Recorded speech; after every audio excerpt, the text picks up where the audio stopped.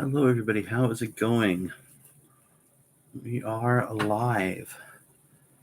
Just gonna wait for some people to show up here. And good Lord, can't have everything, kids. Make everything so dirty. All right. So welcome to the first Q&A of 2024. Got a whole bunch of questions to go through here.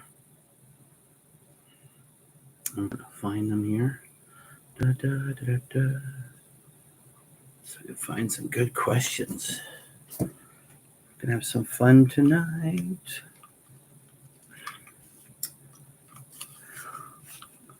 There we go. Zoom this down a bit. There we go. Perfect. There we go. I'm liking that. All right. So here we go. Got lots and lots of questions. Gonna wait for some people to show up here.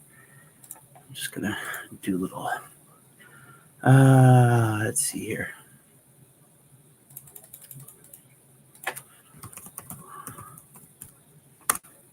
Do some figuring of something out here. Awesome, very awesome questions. Excuse me.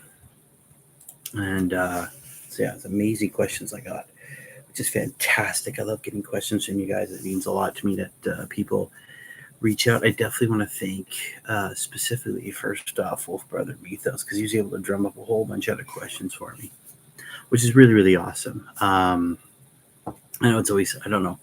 You see people do Q&A. Some people say it's not worth doing. Other people say it is. I don't know. I just enjoy having fun with them. There's always something new to chat about. It's always good to get questions so you guys can understand where I'm coming from, and it's a great way to communicate between people, right? Let me just, I have all my questions saved here so I didn't forget about them. I don't want to miss anybody. You took the time to send them. All right. Give me 1 second here. There's a couple of questions to ask you about things, and I wanted to make sure I had a good answer. Some questions about obscure stuff, so I want to make sure that I have what I have. I can give a good answer to them. It's actually been. Come on, Steve, know how to spell here. Come on. It's nice to be back here as well. I have been away for the last couple of weeks just due to honestly being tired, not having time, dealing with birthdays. So it's I'm glad to be back. Last week I was exhausted. I was just plain exhausted last week. But here we go. Okay. So first off the bat, here we go.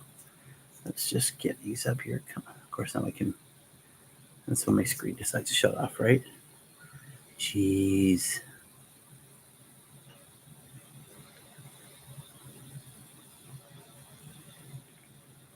There we go. Now we got her back open. That's what I'm looking for. All right. Let's do this. Where'd I go? All right. So first off, we got a couple good questions here from Hellchild, right? It says, if not Ultras, what army would you do? Well, if I wasn't doing Ultras, I'd probably do Dark Eldar. I've always liked the even when they were just simple sort of, pirate raiders. I always liked the fact that they were they just different than any other army at that point, right? You had strong armies, you had all-rounder armies, you had melee armies, you had shooting armies. In this one, it was just all about speed, and they did it really, really well. The ultimate glass hammer. So yeah, I definitely probably do Dark Eldar. What would you like to see for lore? For lore, obviously we've gotten to. Well, 40k lore is coming on really nicely. I like the fact that the Primarchs are coming back. The story seems to be moving on at a much faster pace than it has before, which is nice. It's really nice to see. The lore, I love this. I can't wait for the Lion and Gulliman to finally meet. I think that'll be a great bit of lore.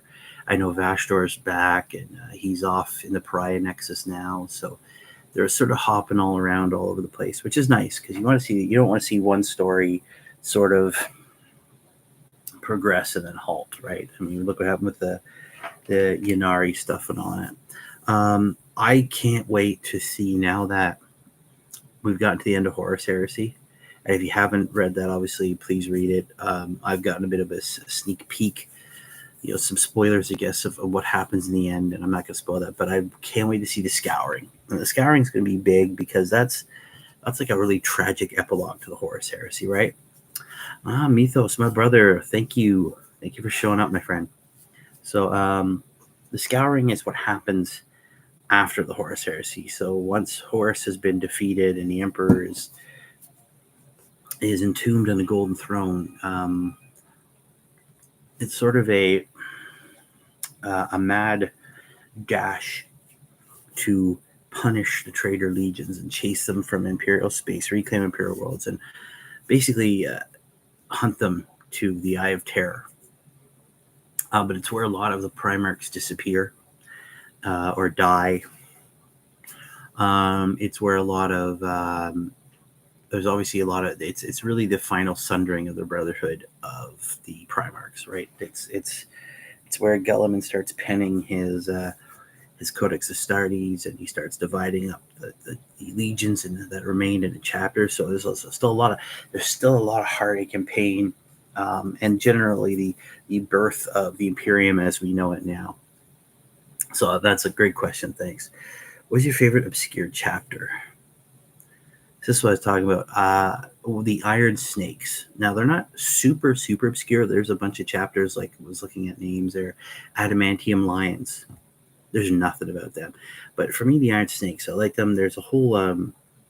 we see a lot of Space Marines, especially, ones that are along the lines of the Ultramarines. There's very Roman-inspired. These squads are very Greek. And just the way they prosecute their wars. I read... they're a bit different, right? They're kind of they're just weird. They just do things a bit different, right? I just like them. I like the whole silver livery, the big sort of Greek style snake on the shoulder pad. It's white. I don't know. I like them. They're really cool. They yeah, they're different, and I like them. Right? There's a lot of other ones that are just kind of weird, but that's one of my favorite obscure chapters. They're obscure. I mean, they've had some stories. I know I've seen them in the pages of Inferno magazine, which was Games Workshop's comic book series that came out ages ago. That was a lot of fun. They were cool.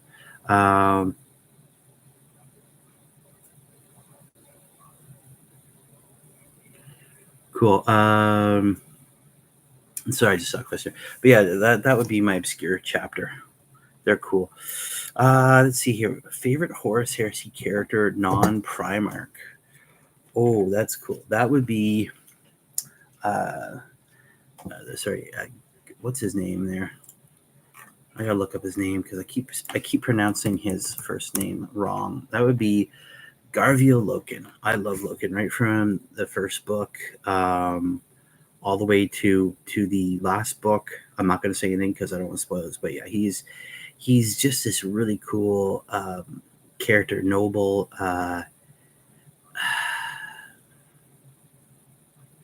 No, he's just this really cool character. I love him, right? He's a veteran of the Luna Wolves. He gets brought into the Mournival, but of course he's not going to join the War Master's side. And he fights Abaddon on Istvan 3. There's becoming a knight errant, all this cool stuff. I don't want to give lots away if you haven't read it, but right up to the very end, he's just a really, really cool character. I love him. Yeah, no, the Iron Snakes. Yeah, they were in a bunch of the stuff that had to do with Gaunt's Ghosts and the Sabbath Crusades. They're one of the big chapters that helps out there. But yeah, no, great questions. Thank you for those. Okay, next one. I have one from Idic Beer. It says, "Do you have a hobby project for 2024 that you're most looking forward to?" As of yet, no. I don't really have a full-fledged hobby project that I'm working on yet. Obviously, there's like an ongoing project of trying to get more Ultramarines done. I want to get I have still a large chunk of the Leviathan box set to do. I have some Hellblasters I want to get them done next. I mean, I think that's kind of an ongoing project. I do want to revisit.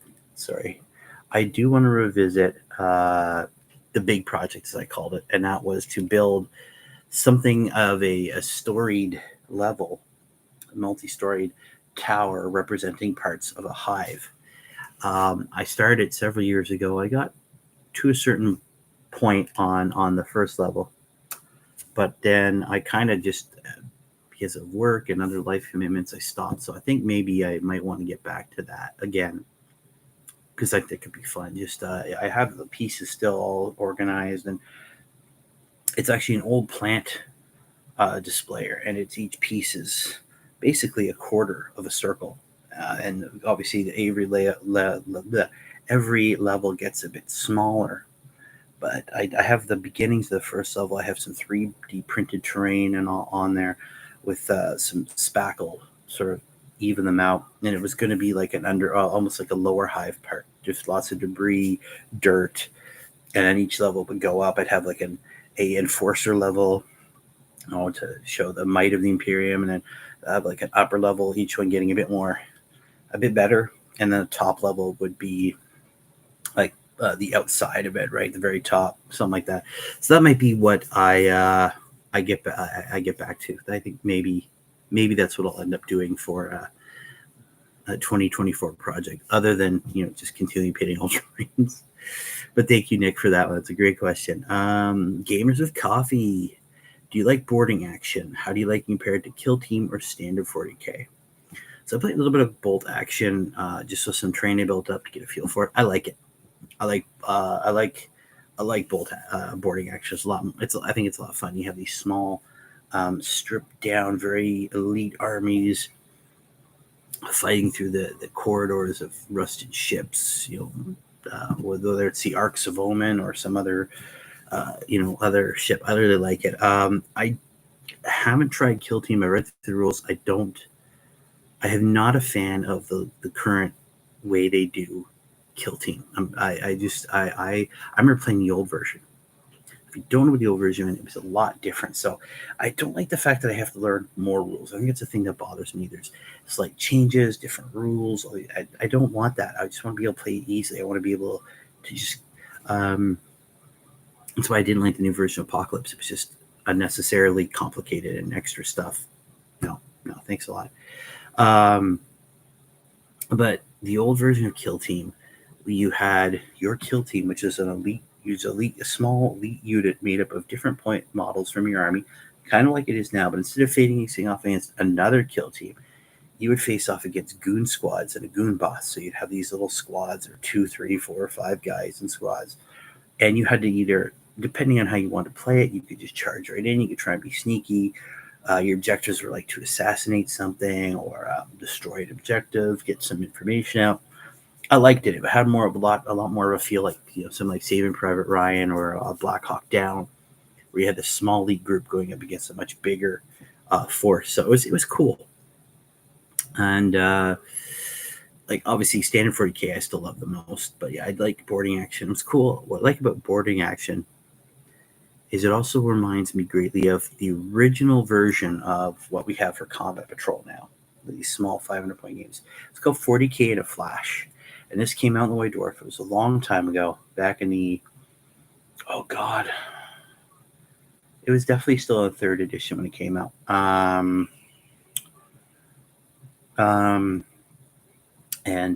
But it was a stripped down version. So you couldn't have multi-wound characters. You certain limitations.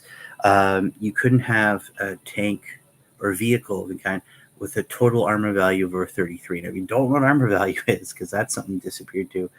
Back in the tanks had an armor value on each side of the tank. It was sort of like the toughness. So you're firing a weapon in, depending which side, obviously you'd have to roll something different. And so you totaled up the front, back, and one on the side. And if that was 33 or higher, you couldn't use the tank. So things like Lehman Russes, Land Raiders, anything big was out. Rhinos, Chimeras can make it in, right? Something smaller. It was cool because it was really quick. It was really fast. It was a lot of fun, right? I did enjoy 7th or 8th. Kill Team was extension 40K, no real. Yeah, no, it was cool. It was an extension, and they changed it up. But I liked it. I liked it back in when it was this whole elite team against a much larger. It was cool, right? I remember when Games Workshop first brought it out, they did a cool one with guardsmen fighting against the forces of a traitorous, twisted Inquisitor.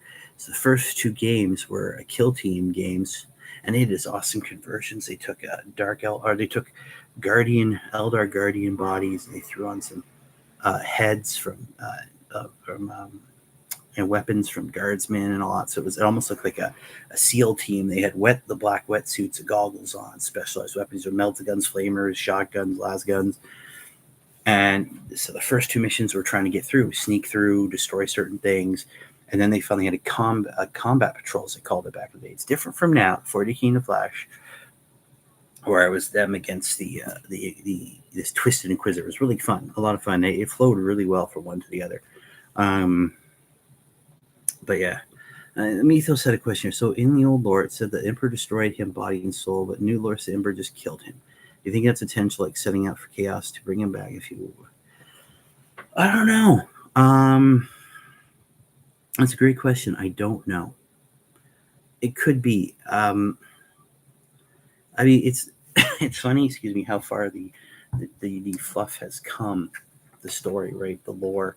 Back in when I started in second, half the stuff fluff wasn't even here, and in third, they really, they sort of brought it out, but the Horus Heresy is still something very secretive, and I kind of kept it that way, right? If you told me back in like the end of 7th edition we get a Primarch back, I would have like, what? No, we're never going to do Primarchs. What are you talking about? Right? The Horus Heresy books came out. It was cool to start seeing the change, right? The flushing out the fluff, throwing twists in there, turns. People weren't what you thought they were. People you thought were bad or good. Good is bad. So, I mean, they could bring him back. I mean, again, like at this point, I wouldn't be surprised at some point we do get a Horus model and we get an Emperor model. I at this point, I wouldn't surprise me if we eventually got that.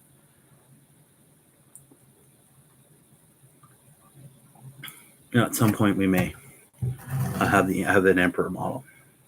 And now that the series is reached its end, I wouldn't be surprised if that was somehow, some way they ended Warhammer 40,000, kind of like they did with Warhammer Fantasy Battle. I don't think it would be with the end of like the destruction of the Imperium, and whichever race wins the day, right? I have a feeling it'd be more along the lines of the Emperor returning, and it's not about Warhammer 40,000. It's Warhammer 40,000, the New Crusade or something like that. And I don't know. I'm guessing at that point, but that's a great question. I don't know. Maybe they'll bring him back. I don't know. It's hard to say. All right, and I have some more about from Hellchild here. What's your favorite obscure race? Obscure race. See, partly when someone asks me these questions, sometimes I want to dive in and say like the Inari, like that part of the Eldar that they really just did this great start for and then sort of abandoned, but they're not really obscure. They're just Eldar with a new god. I'd have to say the Hrud. Yeah, the Hrud. That's one that popped in mind. They're a weird alien species. And they've kind of undergone a change back in the third edition rule book. In some of the fluff parts of it, they had a picture of alien races, and you could see a Necron there. There was some sort of giant bear thingy with large claws, and right beside the Necron, hunched over with this weird-looking alien weapon, is this thing. You can't really see it because it's covered head to toe in rags and ripped up, cloth.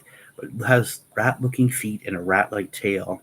And that was a Hrud. Of course, everybody's like, oh, it's just Skaven in space, which 3rd edition, yeah, they probably could have done Skaven in space. I mean, that's basically what the squats were, right? But of course, as it evolved, they changed the Hrud up. They stopped from being sort of this rat-like race to this weird reptilian-like race.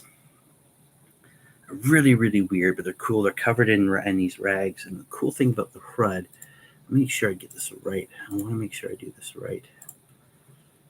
As I'm pretty sure I know what their power is. They've been mentioned several times in the in the fluff. There was one where the White Scars went and fought a migration, right? Let's see here. Yeah, they met him during the Great Crusade. And the Emperor cleansed a bunch. I'm just going through them here. But what it is... Yeah, so the Ultramarines battled them as well. But they fought. But what they did is there's something about their power where they can actually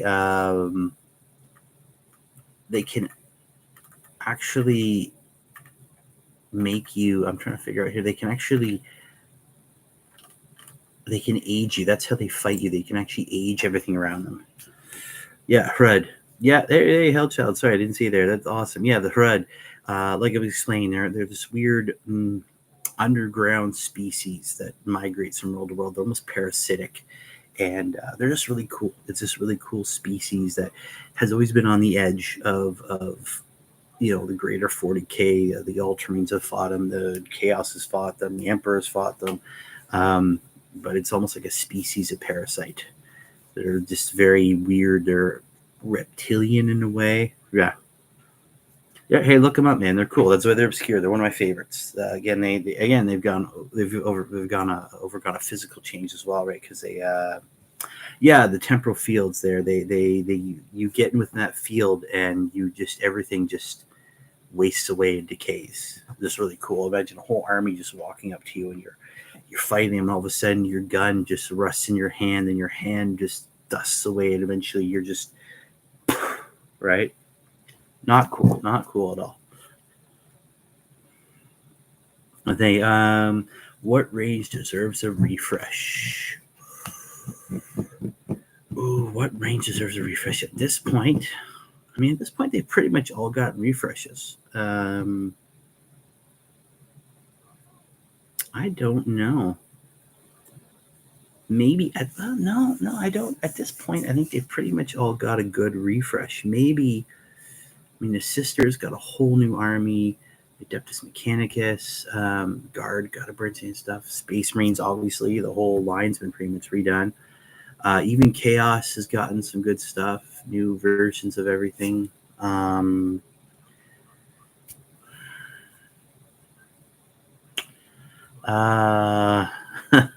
Cough, wolves, cough. Nah, wolves are good. You see, the wolves, for me, Blood Angels, Wolves, Dark Angels, they all got the same refresh as Space Marines did. They've got new sets. Maybe when the wolves come out, I wouldn't mind seeing maybe a upgraded version of, say, Blood Claws, right? Get rid of the Blood Claws as they are now and put out another one. Take the whole Assault Intercessors and say, these are your Blood Claws now. Give them some cool upgrades, some Space Wolf upgrades, some cool stuff. Maybe Frost Axes in there, some. There you go. It's the same with all the other ones. If anything, any line really needs a good redo at this point, just because it's been long enough, is probably the Grey Knights. I think they need to redo, not primaricize them, but maybe give them an updated sculpt for their guys. Yeah.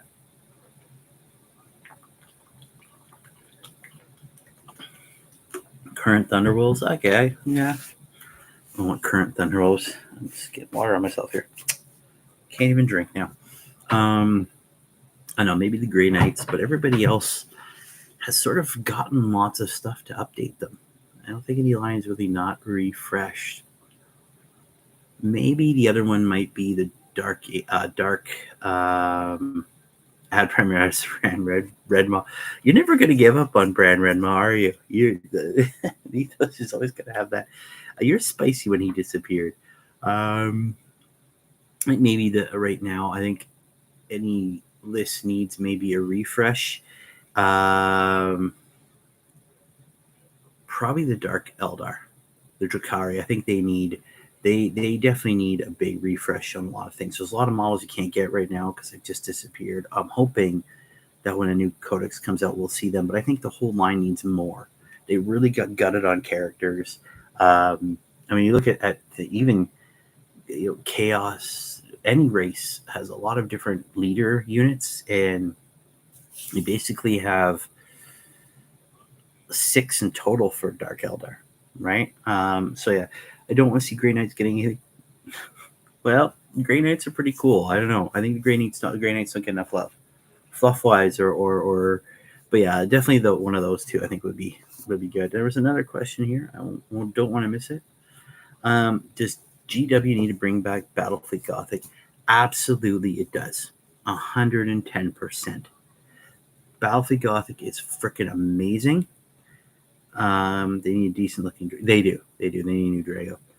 I think I played Battlefield Gothic back in the day. It's fun. It's great. It definitely needs to come back. I think. I mean, the fact that they brought back lots of other stuff in various forms. The fact that like Necromunda came back and Blood Bowl came back, and all these other. I definitely think they need to bring back Battlefield Gothic. I just think it's the fact that they haven't. And I mean, it wouldn't be very hard for them to make plastic ships. The beautiful thing is a lot of them could be, if they're from different, the same species, the same race. You could have parts you could flip out, buy a certain box set, build different types of ships. Yeah, it's great. It was awesome. I'm gonna say this, and if people out there know this, as long as they keep the Eldar under control, because the Eldar and Battlefield Gothic were disgusting. Because every other race, like, here's the rules for movement and shooting in space. Here's the Eldar, ignore it all. Just do whatever you want, right? Because the Eldar, but yeah, it was great. Of course, that's where we saw the first, the major Blackstone fortresses was in there, and it was cool. Space Hulk and BFG, they were OP. They were incredibly overpowered. It was crazy. They could ignore all the standard rules, right? But yeah, notice here, I don't see. They need a decent looking. Yes, you're right, Memphis. They do need a decent looking Drago. Again, I think at this point, every army has been refreshed to a point. I think it's certain aspects of every army need refreshing, right? Characters need refreshing. Certain units need to, will most likely disappear as the codexes come out. We'll see things disappear. But I think I don't know. It's a good question, though. And yes, it does be. They do need to bring back Battlefield Gothic like yesterday, because it'll be awesome.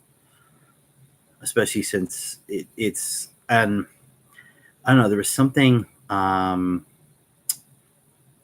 There was something just super, super cool about being able to link up games, right? You could have you'd have a game.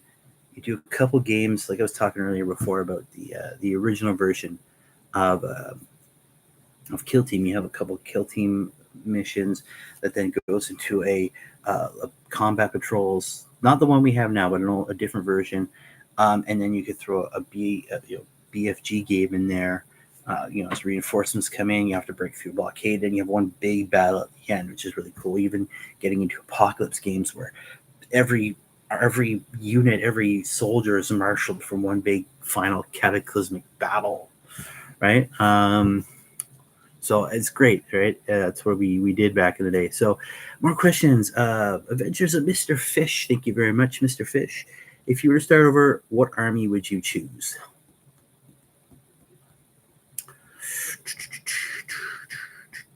I'd probably say Dark Eldar. There's something about the Dark Eldar. I just like the fact that they're I don't know, they're just the twisted side of they're the really dark side of 40K, and there's something about them I like. And maybe this means there's something wrong with me. I don't know, but they're just cool. I like them. I know there's something with the visuals, the fact that there's almost a sad, tragic sadness that like they're never going to make it out of that. They'll never ever going to escape their final fate, no matter what they do. Doesn't matter how much of a dark muse Vect is, or how many things he creates or ways he's able to cheat it, eventually they're gonna fall. That's it. Nothing with the Cenobite helps exactly. Yeah. Although the models are much better than they used to be. I got to say that. What are you looking forward to most this year in the hobby? In 10th ed from Games Workshop in general. In the hobby, I'm just looking forward to getting stuff painted. I had a really, really, really productive January. I haven't gotten that many models done in a long time. It was nice. And that was for the mini War Mutt challenge. I'm looking forward to some more challenges because I find they're really helpful getting me to get stuff done. Speaking English. And 10th ed, 10th ed, I'm not really expecting much from. Obviously, we're going to see more armies come out this year. We're going to see the meta go up and down, left, right. There'll be more data slates and Minotaurium updates as they figure things out. So for that, I'm not really expecting much. It's just going to be more of the same. I kind of hope that they'll hit certain units in all the codices and maybe make them cheaper or better while they still exist. Like tactical squads should be insanely cheap for Space Marine armies now because they're okay. They're not that great, and they're just too expensive, right? It's the same for every army. There's stuff in there they should definitely be hitting on. From Games Workshop in general, again, it sounds kind of weird because I'm a big fan of Games Workshop, but I don't expect anything from them either. I've kind of, having been on both sides of the line, being a hobbyist for a long time, obviously, but also being a staff member and part of it. I don't really expect much from them. I expect them to put out models. I expect them to do the best they can, hopefully, in making a nice balanced game. But honestly, I don't really expect much from their company. They're out there to make money, which is perfectly fine. I'm hoping. I expect them to do what they do every year. I expect price increases. I mean, it's not the best answer. It's kind of a sadder answer, but that's what I expect from them. Well, I got one from Superfly. How many armies are too many? There is no such thing as too many armies. I think tacticals are attention spent so feeling big loss when they remove from the game. Yeah, probably. I would mind them doing something to kind of give them a last hurrah, though. Yeah, I mean, I think we've got the new stuff dropped in the summer. I think we probably got about another 2.5, 3 years before they're gone. I think when the new codex comes out, I think we're going to see no more tacticals, no more anything. Even things like rhinos, razorbacks, predators, anything that runs on them will be gone. Just be gone. I think the only things that'll be left over will be the flyers. But other than that, anything that is, it'll just be gone for every Space Marine army around, which is kind of sad. But yes, how many armies are too many? That's a trick question. There's no such thing as too many armies. As many armies as you feel comfortable doing. So there's your answer for that. How would you introduce a new player to the hobby? So I've done this, intentionally, unintentionally, right? Years ago, I was, when I was working at another job, I was reading a book and someone asked, I just enthusiasm. Said, oh man, yeah, it's this awesome. I was reading an anthology book. And it had a Space Marine on the front fighting some orcs, right? And you just be enthusiastic about them. That's how you introduce them. Don't go crazy. If you're introduce someone, find something like ask some questions, right? Like what about sci-fi? You're like, oh man, I love like giant robots, and then talk about Necrons or the Adeptus Mechanicus, right? And if you're trying to introduce someone to actually get them to play a game, this is something I learned when I worked at Games Workshop. It's the 4 Fs: fast, furious, fun, and force. All right, it's 4 Fs. So if you're playing an intro game, make it fast. Don't drag it out. Don't go over every single rule. Go over the basics, right? Movement, shooting, all that stuff. Make sure so it's fast, furious. Make sure there's some action, right? That's why we when I worked in Games Workshop, we set up these intro tables, and they're probably still at some of these stores. I know the store closest to me that finally seems to be under some sort of actual proper control. The tables are actually done. You want the army to be close. You want the action to happen right away. You want to see stuff happen right away. Boom. Fun. You don't, again, just make it fun. Don't get bogged down in the intricacies of every rule. Just make it fun. And that's your enthusiasm. Just like, oh man, your tactical squad just wiped out my gods. Oh, it's horrible. The blood, death, everything. Just make it fun. And force. Again, once you get in, if you introduce someone to the hobby and they want to do it, they can get into the whole nitty gritty of all the details and charts and to hit rolls and to wound rolls and armor saves. But just introduce them. Everything he does everything on a 4+ because it's simple, it's easy, it doesn't require a lot of thought. You don't have to think over it. I mean, you don't like, oh well, it's a strength 12 weapon. He's a toughness 12 guy. Oh, there's a toughness 10 or whatever. It doesn't matter. Everything's on force. But yeah, the easiest way, the best way. That's how I'd introduce them. You find out what they like, right? Be enthusiastic about it. And I think everybody here is super enthusiastic about 40K. And then when you're playing game with them and introduce them, just make it simple, right? And that I find that always works. So many people came and go, oh, it looks super complicated. No, come on in, sit down. Like I said, at some places where I was working, I was on break. I was working at a movie theater. I was on break one day. Like I said, I was reading a rule book, not a rule book, an anthology book, sorry. And one of the people there was like, what's that? I was like, oh, so we're M40,000, kind of gave the, it's the 41st millennium, mankind rules the stars, but it's, beset on all sides by all sorts of monsters, aliens, evil things, and, there's the stories of some of the stuff. You get these cool space marines, genetic engineered superhumans that fight to save humanity from all sorts of evil, and yeah, just start at the basics and then go from there. Thank you, Superfly. So Mr. Jackson here, what is your favorite faction of Chaos and why? See, Chaos has always been fun too. I don't think I'd start a Chaos army because it just feels too much like Marines. To go back to the earlier question, I think my favorite faction is probably Nurgle. I know a lot of people like Nurgle, and it's kind of featured everywhere, but I like Nurgle. I just something cool about I think it comes down to Nurgle himself, because all the other gods, like the Khorne, doesn't care about you. Slaanesh doesn't care about you. Tzeentch doesn't care about you. Khorne doesn't care where the blood flows as long as it flows. Slaanesh is the ultimate user and abuser. He will use you up and spit you out. And Tzeentch is only interested as long as it's part of his intricate game and you play your part and you're done. The thing with Nurgle is that he actually cares about everything, and that's why he wants you to live even more. And sure, yeah, you become a pus-filled walking monstrosity, but it doesn't affect you. And you feel sort of this like squadron grandfather Nurgle. I don't call anybody else grandfather or anything. It's grandfather Nurgle. He cares about you. So I think that's why I like it. Plus, I think it's probably the most interesting of all the gods. You make oh man, I'm sorry. Oh, I should laugh like that. Yeah, no, that's Slaanesh, man. It's the use and abuse. And every time they describe a follower of Slaanesh, when they die, they're supposed to have this amazing moment, this ultimate point of ecstasy, and it's always hollow, right? Which is just kind of, all right, no, I don't want that.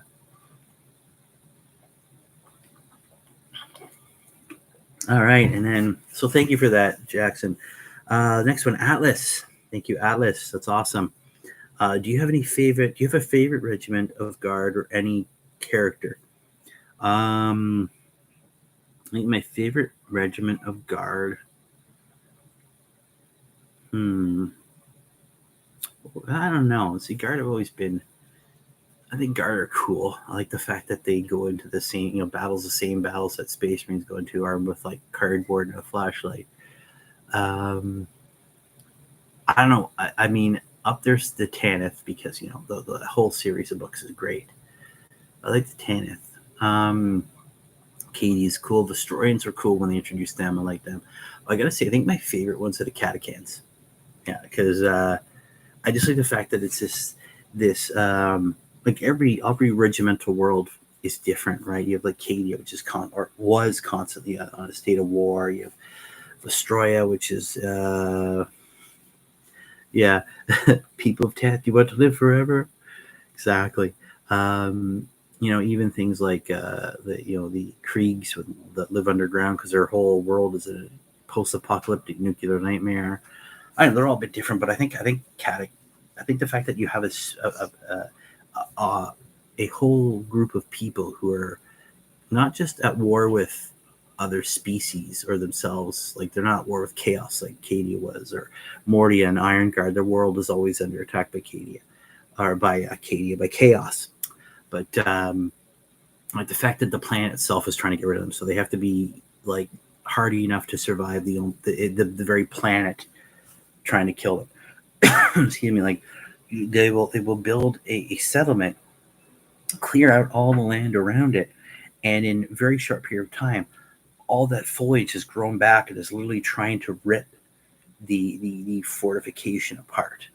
You have plants that can kill you and will take over your body. You have the greater catachan, I don't know how to say it, barking toad, which will explode if you get too close, turning everything around it into just dead goo. When the whole planet's trying to kill you, like I like the catachans or catachan. Any character. I mean, big ups to my man Yurik. He died. Yurik was one of my favorite characters. If he's dead, if you believe that, I don't know. No, character wise, I don't know if I have a favorite guard character. I mean, Creed was pretty cool, but he's gone now. If you believe that, I don't know. I don't think I have. What do you think about Catacan's joking rumor of Sly Marbo being a missing Prime Market? That's funny. Obviously, Sly Marbo is a holdover from Games Workshop's funnier era. They used to be a lot funnier than they were now. Lots of names were subtle nods to history. Sly Marbo, obviously Sylvester Stallone, who played Rambo, right? Rambo being this amazing warrior, jungle fighter guy. So yeah, I think it's funny because he's this one character that just seems to be able to take out entire armies by himself, which is something you would attribute to a Primarch being able to do. So I think it's a great joke. I like it. That was cool. It's a great question. Thank you, Atlas. Okay. Oh, look at that. I have a whole bunch of questions from none other than Mythos himself, Wolf Brother Mythos. So, he says, love seeing Shania Blazer. It's going to be one of those days. Representing Warhammer in the ring. So, one, what are some 40 characters you like to see in the ring? Special matches, 2, cage fights, Hell in a Cell. Well, I don't know, man. I think this is a missed opportunity. I think it should have been the Emperor and Horus in an I Quit match. Okay. No, you know what? Screw that. Emperor and Horus in a Buried Alive match. Okay. That's it. For all the marbles, Buried Alive, right? I just see, JR, by God, here comes the Emperor with a chair, right? If you haven't noticed, I'm also a huge wrestling fan from like back in the 80s. Okay, I grew up. I freely admit I was a Hulkamaniac. Okay, the say your prayers, do your vitamins, and all. Just the shirt when it comes crashing. No, that was right. I don't know that would be cool. I don't know that. I think that'd be. I don't know that to me that would be the two. That would be the big one. A Buried Alive match, right? We'd especially love to see Crossover become Space Marine. What chapter do you imagine me in? Ooh, Cross the Rubicon. Okay, well, I think this one's been done. I know I've seen pictures of it, but The Rock, right? The Rock would totally just being the way he is. Ooh. If he were to join a chapter, he would definitely be, he's a Rock. He's boisterous. He's loud, but he's for the people, right? He's the people's champ, the most electrifying man in all sports entertainment. I don't know. I think I can see him because he's the people's champ. I can see him being a salamander. I know I've seen that before, and it just seems to fit. I get this sort of Stone Cold Steve Austin there, he'd be a space wolf. 110% he'd be a space wolf. Drinking the beers, to basically telling authority figures to, go have fun with themselves. Yeah, definitely. I would definitely say, characters like that. I think that'd be great. I don't know. Those are great questions. As a veteran gamer, do you have any plans to break out fantasy models and turn the old world? Um, yeah, Legion of Doom. Hey, Legion of Doom. Well, get Legion of Doom. I would. What a rush. Yeah, they would definitely. They would be. They'd be corn. They'd be world eaters all the way. Goldberg is a member of the Wolf Spirit. Yeah, that could be. Yeah. No. That'd be cool. Do I? No, I don't have any plans to jump back in the old world. Because I really don't have. I don't. I have some spearmen and some dwarves, but it's not enough to really make any army of. Plus, I don't have any right size. I don't know. I don't think so. I was never super huge into fantasy in the first place. Like it wasn't like, ooh, I enjoyed playing it when I did. I had a pretty good sized Empire army, nothing huge, but it was enough to play with. Um, but yeah, I was always a big 40K player above fantasy. I remember when I first did, I had to do like a knowledge test when I first tried to get hired at Games Workshop, and like 40K thing was filled up perfectly. Lord of the Rings stuff was filled up well. The fantasy stuff, I filled all out, but it was a little bit iffy. I didn't know. I didn't know. No, I don't. So yeah, I don't think I'm even jumping back in the old world. Can you tell us about any love you had from the old world? Armies you love, characters, classic models. Oh, okay, well, excuse me.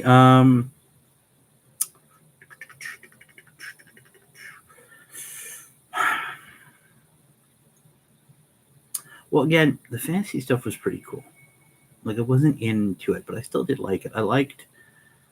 I just liked the way they built up. It was different because you had pretty much every single fantasy genre shoved in there, right? You had like high fantasy with the high elves, right? Riding dragons and phoenixes and casting magic spells you know, and then you had at the same time, then you had the sort of the more grittier, uh, down to earth fantasy of the Empire with black powder guns, but you still have wizards and your griffins and all, but also just based around lots of ranks of men, which is how the old how our people in that time period on Earth would have gone to war, right?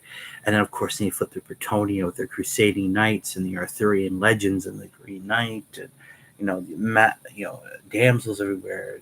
Um, and then you get to the Egyptian undead and Khemri. You have of course, classic orcs and dwarves, and they're all over the place. And the vampire counts, the von Karsteins, they were always cool too, right? These, um, I don't know, definitely. And of course, then you had all these little things here poking around, like Gotrek and Felix. It's cool. It's almost like a buddy cop story that went on forever. That was a lot of fun. I think my favorite characters though were definitely the Gotrek and Felix are cool. Um, I liked Vlad von Karstein. He was always cool. The sort of he was evil, but there was a tragic, romantic, gothic love between him and his wife, and stuff like that. It was always really cool. Of course, the big story, Archeon coming down from the north, the end times, Volten, the big battles. It was all really cool. And even when they did the end time stuff, that was really cool. Probably some of the most depressing reads I've ever read from Games Workshop or Black Library, especially Gotrek and Felix, which was just that hit you if you that hits you right in the gut. And if you don't know who Gotrek and Felix are, Felix was a citizen of the Empire, and he bumped into Gotrek at a bar one day. Gotrek saved his life, and he said, "All right, boy, you're coming with me." And Gotrek is a slayer, obviously, and dwarf slayers back in the day were basically put in a self-imposed exile. They had dishonored themselves or someone or something to a degree where they decide that the only way to punish themselves is to die as heroically and horribly as possible fighting something. And that's what Gotrek did. And he dragged Felix around, and Felix would write the stories. But what, as you find out as the stories go on, as they get more and more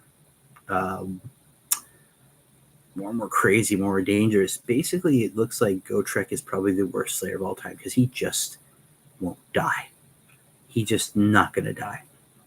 He's just more and more powerful. It turns out one of his axes is actually the axe of the dwarf gods. So he's slowly, over time, just becoming a god.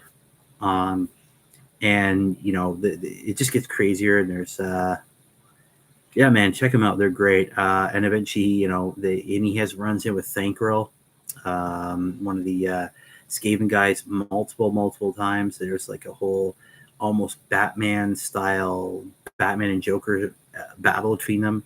It's just really funny. It ends horribly though. The end times, the world is being destroyed, magic's careening, the lizard men leave, and the lizard men, you find out that, hey, guess what? We're actually really are still space aliens, and all their pyramids start lifting up the ground. They fly off into the void. There's betrayal, death. Sigmar comes back. There's a big battle between him and Force of Evil. There's all this bad stuff. Lots of death, lots of destruction, planets being ripped apart. But the one that I think got me most was at the end, Gotrek and Felix are stuck, basically buried in a cave. Felix's family is dead, which is, that's horrible. He has a family and they're dead. And you think, okay, well, at least we've got each other. At least we're going to die with my best friend beside me. And then some sort of weird portal opens up, and out comes the dwarf god going, hey, Gotrek, you're with us. Yeah, it's over. And he just disappears, leaving Felix to die horribly alone of probably starvation in a cave. It's just the most depressing end of all time. Do you think all 4 Ninja Turtles could take the Shredder? Oh, man. Kid Clarky, I don't know, man. That's a tough one. I'll leave that to Ninja Turtle experts. I don't. I think that could be a very divisive question. Who knows, man? I don't know. That's a good question. But yeah, no. So, okay. Armies I loved. Well, I did like. I did. Obviously, I like the Empire. Was pretty cool. High Elves were pretty fun as well. They were always pretty cool. And Vampire Counts were my favorites. They were really fun too. Characters like Vlad. I said Vlad. Just trying to think here. Volton was pretty cool for a while. He was like supposed to be like the second coming of Sigmar, but they then switched that whole thing up. He was a really cool character. The Green Knight was pretty cool.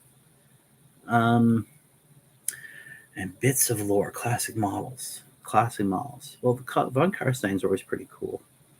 There was the old class in Nagash, which should never ever see light of day again. It was such an atrocious looking model. But yeah, bits of lore. Well, there's that story, the tragic story of Gotrek and Felix. I know there's all these little bits of lore. Some of them are funny. There's and of course some of them are just like little spats here and there, little characterful pieces throughout, just to give you a taste of what the characters are. Like there's a really cool one where this orc warlord was sending out his goblins to on his goblin wind rider. So basically a goblin in a launcher strapped to a Leonardo da Vinci style glider, and they would be launched across the battle, right? And they were supposed to be scouting out for how much of the army, what's there. And of course one comes back all gleefully, here you go, boss. Whoa, boss, what's this? And he opens up and she says, wee. Right? So things like that. Those are always cool. Just the epic battles. Well, talk about Voltons. Voltons is a really cool character. So he was born on the same night that a twin-tailed comet shot over the old world. Of course, and he was born with a twin-tailed birthmark on his chest.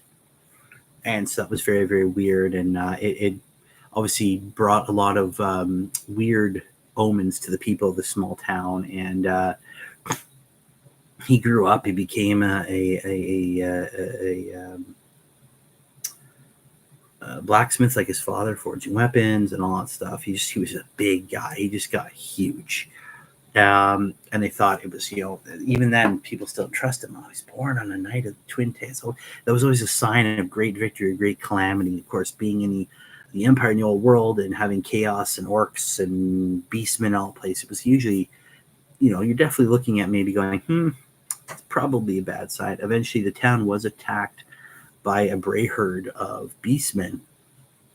And they formed a local militia and tried to fight him off. Just wasn't going well. And so he just grabbed 2 hammers from his anvils and went out there and just started smashing these guys left, right, and center. He's taking down every single beastman that gets in his way. And he finally smashes down. He goes up against the big leader and just crushes his head with the hammer. Right? Of course, then he's seen as this, this is amazing. But even the people are like, oh, well, that's great that he's here, but can you go now so you don't kill us all? Of course, then he, Vulcan, his existence is found out by, the war priests of Sigmar, and, thus begins his journey to being some sort of Messiah-like figure. So that's pretty cool.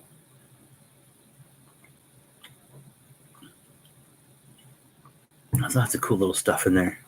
But yeah, no, the old worlds, I'm glad that the old world's back, but I don't know if I will actually be going back to myself. But thank you, Mythos, for all the questions. Those are really awesome questions there. Let's see, Kate Clark, I'm personally inside the Turtles. Yeah, I don't know. I think obviously every time you see the Turtles fighting Shredder, they always show Shredder as the epitome of ninja technique, right? He's always able to beat all 4 of them, and they did in all the movies. It always takes.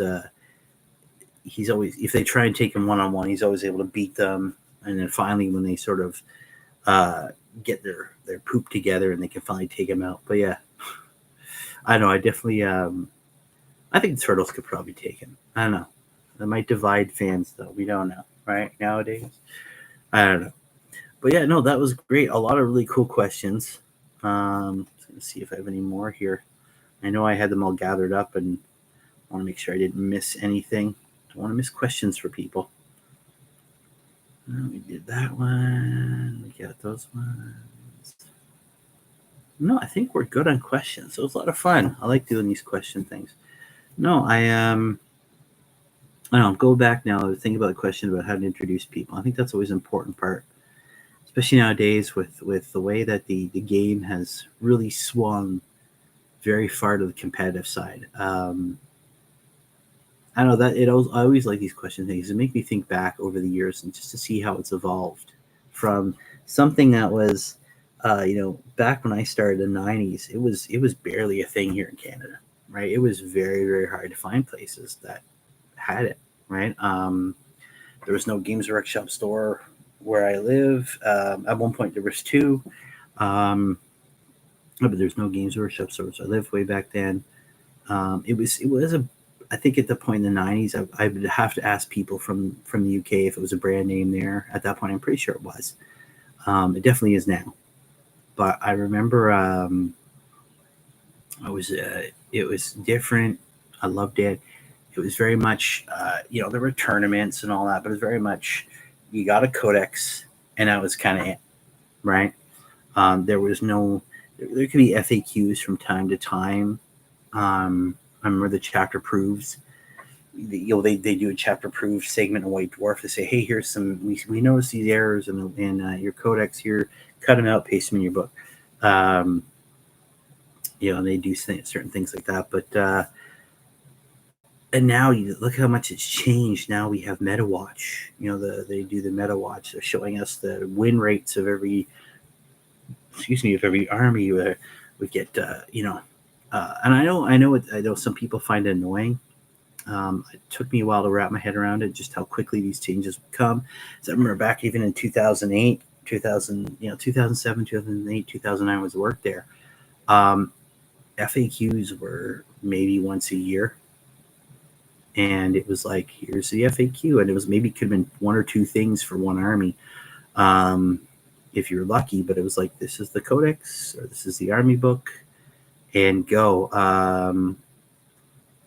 And then, but now, I mean, the fact that they come out, we can get them before a codex comes out. It's like, hey, the codex is coming out next week. Oh, here's an FAQ for the army already. It's like, what? Yeah, it's nuts. I do like it, but it's definitely become very competitive heavy, which isn't in itself a bad thing. I think the fluff has suffered a little bit. I think they're finally fixing that, going, maybe we should give these people who want to play just for the sake of playing some stuff to play over, some cool, background for their armies to get them excited, enthusiastic about it. I got original 40K stuff from UK while in the Marines, but so my first one in the States in 88. Yeah, so again, it wasn't unheard of. It was definitely there. I got mine in the mid 90s, and again, it was different though, right? Like I remember going.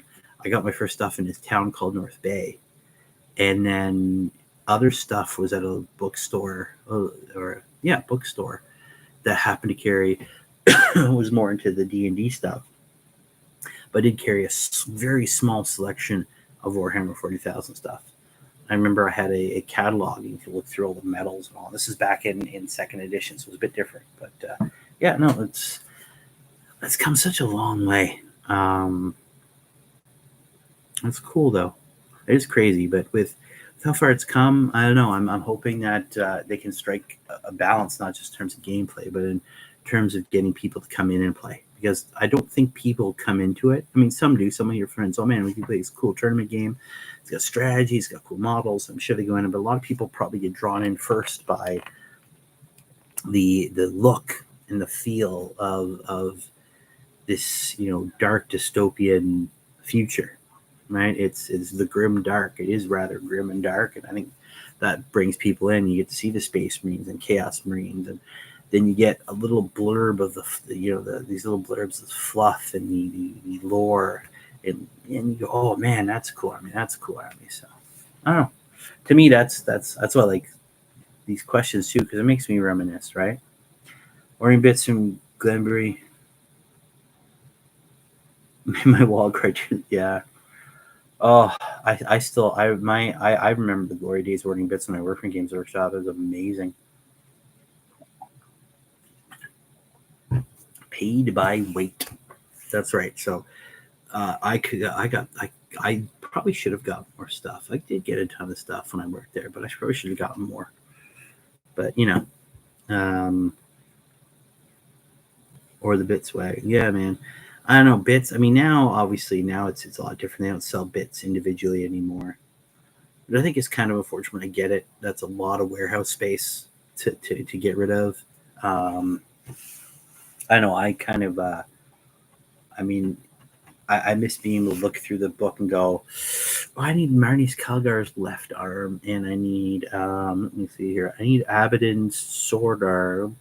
And you know what? I need a couple of Catachan bodies. And I need the left side of a rhino. Right? You could do that. It was really cool. Which sucks. Yeah. I mean, the bits, it was cool. But again, the cost of things. I would not want to be a company going, hey, guys, let's go down to the giant warehouse filled with stuff that people buy haphazardly once in a while. Oh, it was a kit basher's dream. Absolutely. That sounds amazing. Truly kit basher's dream. Absolutely. It was. You could get whatever you wanted. Then they slowly started phasing that out, which makes sense, again, from an economic standpoint. Although now I think we've gotten to the point where it's got a bit too far. I mean, I don't get me wrong. I like a lot of the new Space Marine stuff, but at the same time, a lot of it is very much monopose, which is cool because they have some absolutely dynamic poses now. Absolutely huge. Like, some of the models look fantastic, but you're kind of stuck with the same builds, which is unfortunate. It's cool that we have all these captain models, but I miss the day of having the old Space Marine captain that was, the leg was one piece, the torso was two pieces. Like building a standard Space Marine back in the day. You had your legs, you had your torso pieces, you had your two arms, you had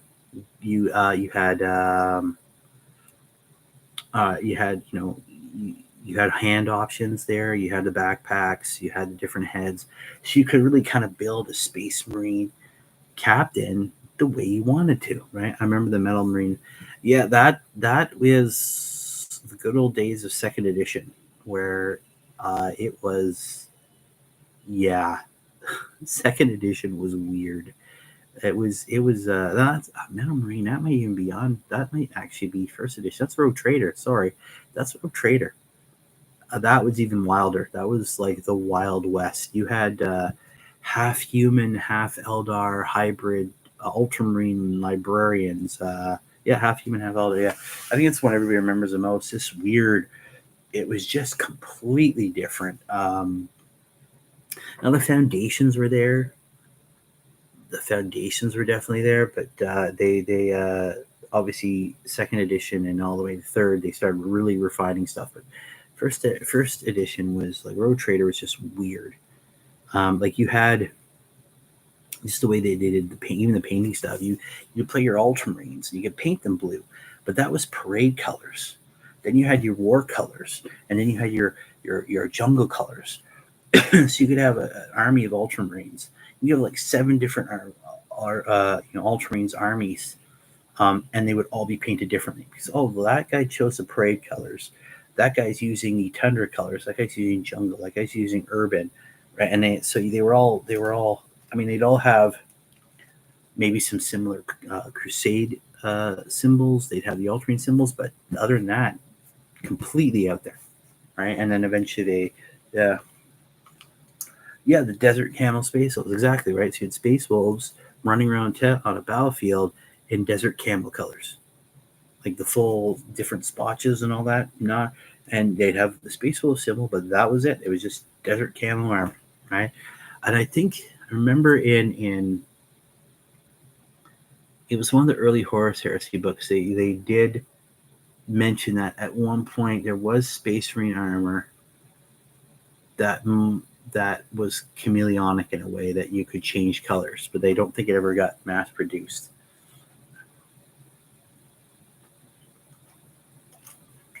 I think they also wrote in that they kind of switched up the colors, is that Marines, for the most part, even the ones that don't want to be seen, when they want you to see them, they want you to know who they are. They want there was a psychological aspect to seeing, if you're some sort of planetary governor and you decided I'm no longer going to follow the laws of the Imperium, ha ha ha, and then you look up and you see, bright red, like bright red drop pods with a big black teardrop and wings coming down. You know what you're in for. You see these, weird looking gray vehicles popping out and guys with orange mohawks howling at you as they run you with their armor gray and totem fetishes everywhere. You're in trouble. Dark Angels, yeah, exactly. Dark Angels. Again, it was Rogue Trader. They hadn't really sort of figured out the feel for each army. They were all just sort of Marines, and some of them were right. But yeah, Dark Angels were cool. Oh, Dark Angels. I don't know. I can't see what. Again, going back to another question, I can't wait to see Lion and Gulliman meet up for the first time. They had a lot of respect for each other, so really cool to see them join up and go, hey, because Gulliman doesn't know Lion's back, but Dante told the Lion that Gulliman's out there fighting. He's revitalized the Imperium, and he's fighting. He's everywhere, and so at this point, I think Gulliman, Vashtor, and the Lion are all heading towards a Pariah Nexus. So I think we're going to see a clash there, right? And I definitely think, well, the Lion's got some grief with Vashtor, and I think Gulliman's just like, man, you are screwing up everything, Vashtor. I'm going to end you. So it'll be really cool to see. I don't know. I think it'll be fun. But yeah, no, I do love these question things, and I want to thank everybody for sending me questions. If you guys have any others, please let me know. I'm going to do this for a little while longer. I do like these things because I get to reminisce, and it was just half the fun. I think we just going back over all the cool things you've been through and the people you played with. Actually, one of the things I want to talk about, because it comes along with the good, the bad with the good. I remember. Well, thank you. I'm not shutting down yet. There, Mythos. There, a best 40K novel. Oh, that's the word. Best 40K novel. Oh, jeez, I'm hitting everything. Oh. Best 40K novel. That's a tough one. Because I've read a bunch of them. I like them all for different reasons. Like I do like the Gaunt's Ghost novels. I read The Infinite and Divine, which is all about Necrons, and I thought the book was amazing. I love that one. I've read a whole bunch of books over the years. The whole Ragnar saga was great, even when they changed up writers. Man. You know, I think my favorite one, though, has got to be Nightbringer, the first of the Uriel Ventris books, just because it was like full-on Space Marine goodness. Like there's one scene in the book where they've boarded a Dark Elder ship and they're running through the corridors, and they've just blasted through a whole bunch of these Dark Elder warriors, and there's more coming, and they've got all their swords out. He goes, brothers, chain swords. And the Marines put their bolters away, and they all grab chain swords out, and they literally just rip the Dark Elder apart. It's amazing. They storm the bridge, wipe everybody out. It was like full on, just like he's like, yes. And even at there's a scene at the end when Uriel Ventris is like face to face with a Catan. Now, obviously, this was written before they did the big change, but so it was a shard of Catan, but still, those things are insanely godly powerful. He's like this close, and the thing is just blasting his mind with visions of death. Just, you know, anybody else would have like had a mental breakdown, started drooling in their mouth and collapsed. But he's got a crystal in one hand, which is actually an important crystal. It's what allows the Catan. They allow him to leave the planet, allow him to get back to his ship and leave the planet. And he's got his combat day and everyone. And he's just being bombarded with death. And he still manages to slam it in, shatter the crystal. The ship gets pulled back into whatever pocket dimension it's in, and the Catan lets out the scream and disappears. Right? Just, it's like 100% pure Ultramarine goodness. I think that's got to be my favorite book. My favorite 40K book. Nightbringer is my first. Well, there you go. It's a great book. Obviously, it's things have changed and all, but it's an amazing book. I love that book.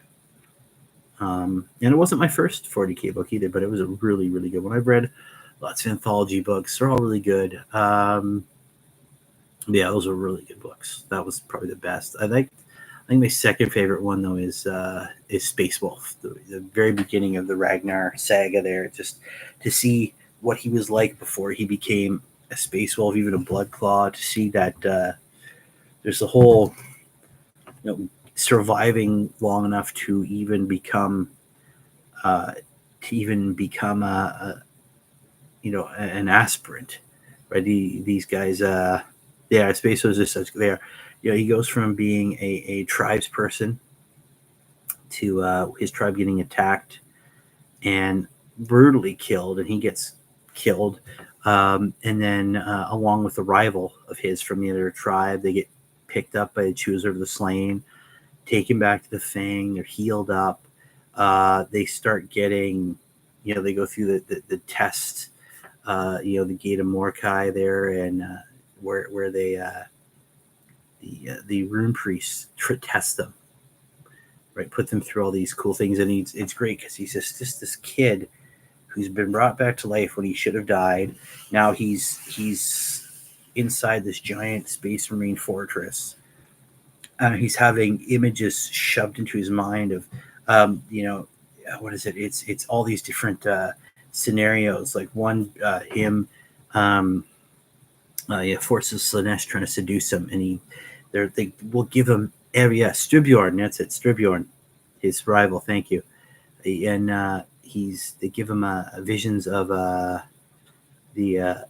like forces Slanesh trying to seduce him, and he fights his way out and dies. Is all it's had.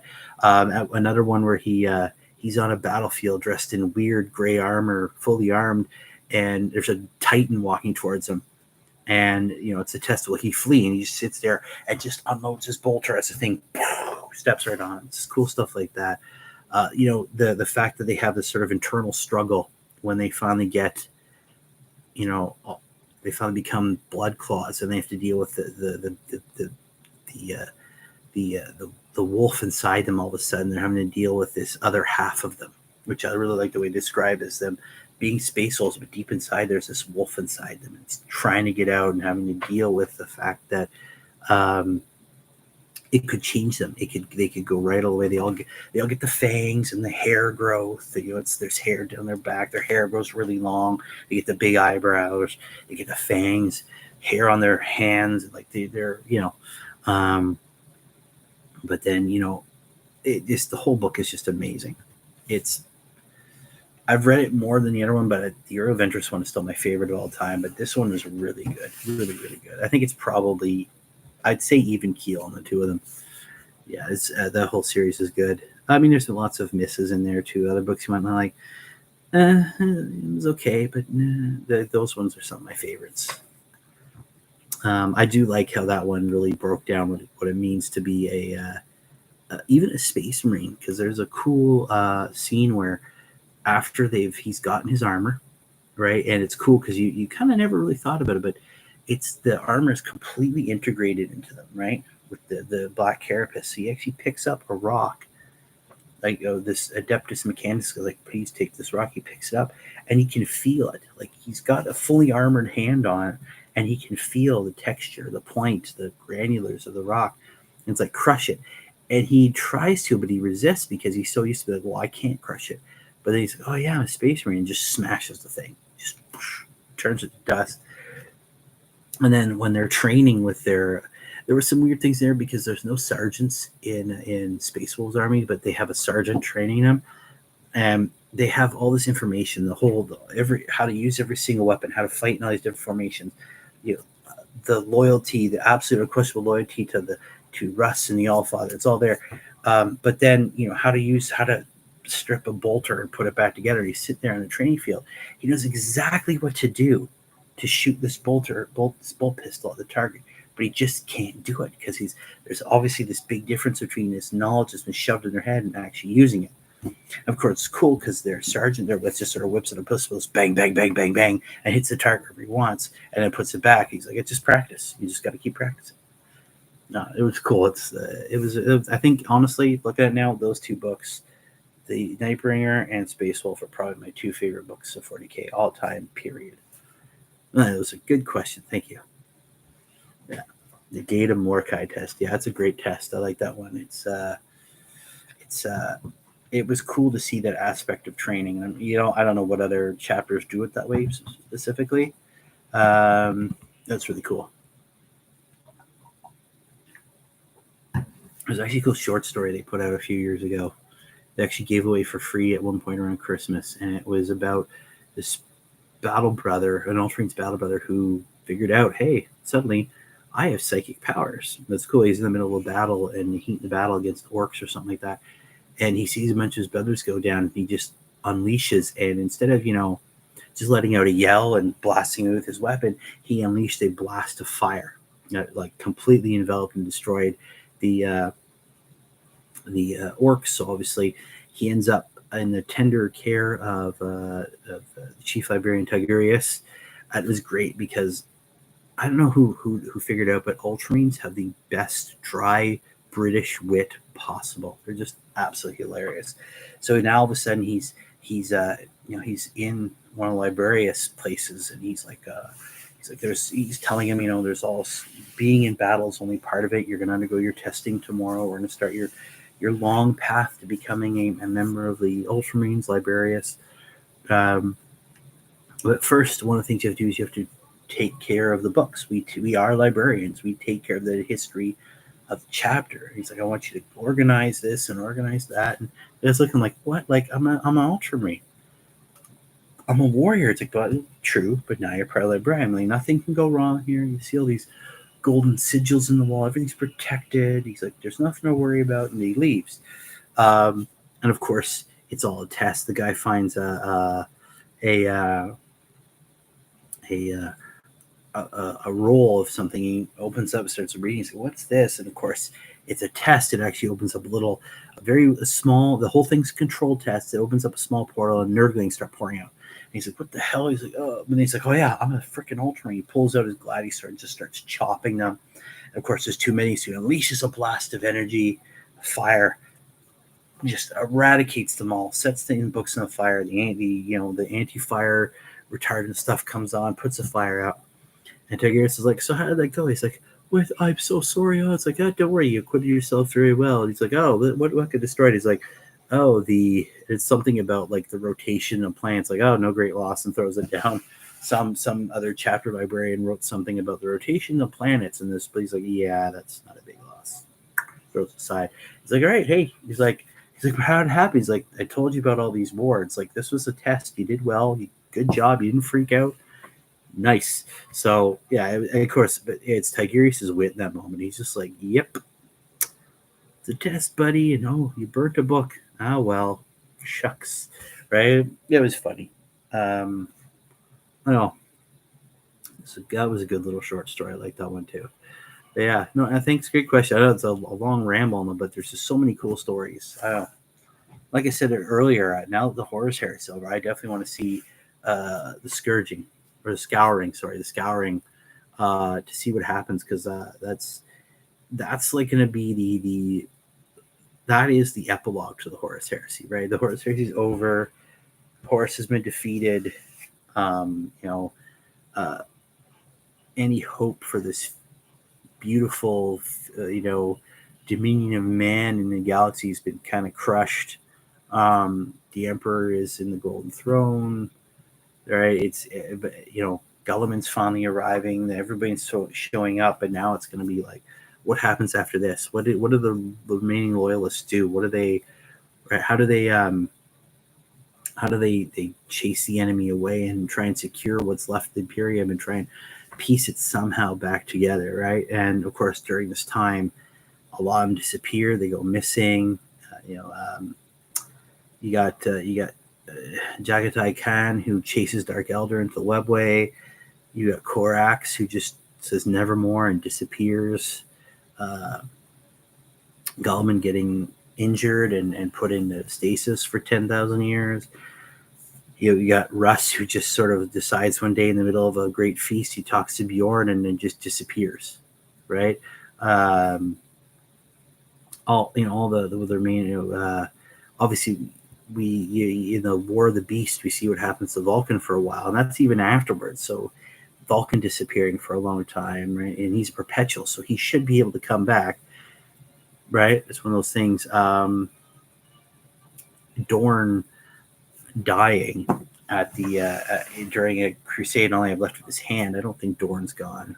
But yeah, again, it's the last sort of, it's the end. It's the end of their, to quote the other book, it's the end of their fellowship, right? They're sort of stuck at the end. The Imperium has been saved. Now it's time to go chase down chaos and try and chase them away forever. It won't happen. And try and figure out how to salvage what's left of their father's shattered dream.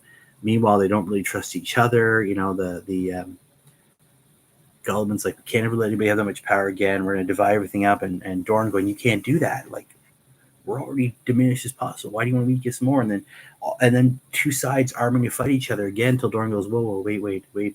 I don't want to fight my brothers. We've already done that. We'll split up into chapters. No more fighting. I don't want to do this anymore, right? So I don't know. It'll be interesting to see where they go. Of course, again, that's the understanding we have now without the story fleshed out. So who knows what happens if they do the scouring and do flesh it out. We might get a more in-depth look at how these characters deal with these horrific events.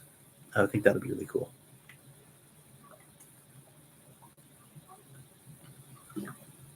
Yeah, I don't know.